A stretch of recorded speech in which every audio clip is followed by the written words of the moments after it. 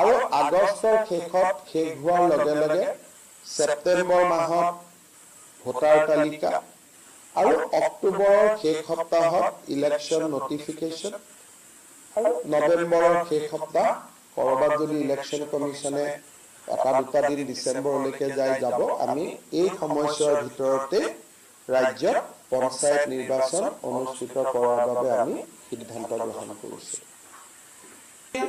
কাৰ্যকাল 2026লৈকে আছে।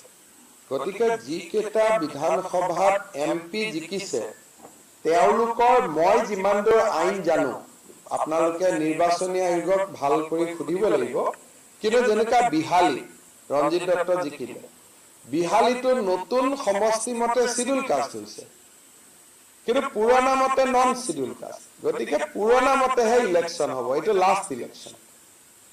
যেনেকে পৰিমল শুক্লবৈদ্য জিকিছে ধলাই, তেওঁৰ এৰিয়াটো নতুন, কিন্তু পুৰণা এৰিয়াটোতহে ইলেকশ্যন হ'ব, নতুন এৰিয়াটোত ইলেকশ্যন নহয়।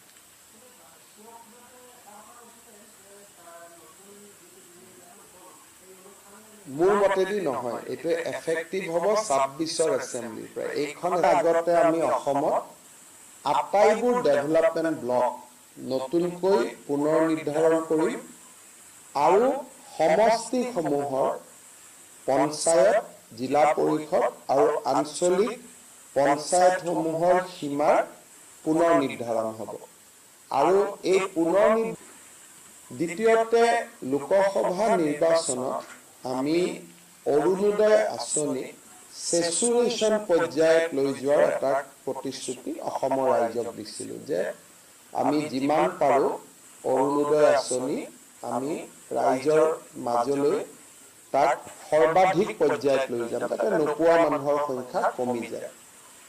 তেনেকুৱা কৰিব হ'লে কিমান মানুহক এই আঁচনিৰ অধীনত আনিব লাগিব, কিমান টকা ব্যয় কৰিব লাগিব, এই গোটেই দিশটো চিন্তা কৰি আমাক এমাহৰ ভিতৰত এখন প্ৰতিবেদন দিবলৈ বিত্তমন্ত্ৰী অজন্তা নেওগ, আমাৰ মন্ত্ৰী ৰণোজ পেগু, মন্ত্ৰী বিমল বৰা, মন্ত্ৰী কেশৱ মহন্ত আৰু মন্ত্ৰী ৰঞ্জিত দাসৰ নেতৃত্বত আমি এখন কেবিনেট ছাব কমিটি গঠন কৰি দিছোঁ।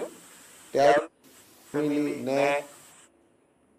গোটেই টকা দিবও নোৱাৰে।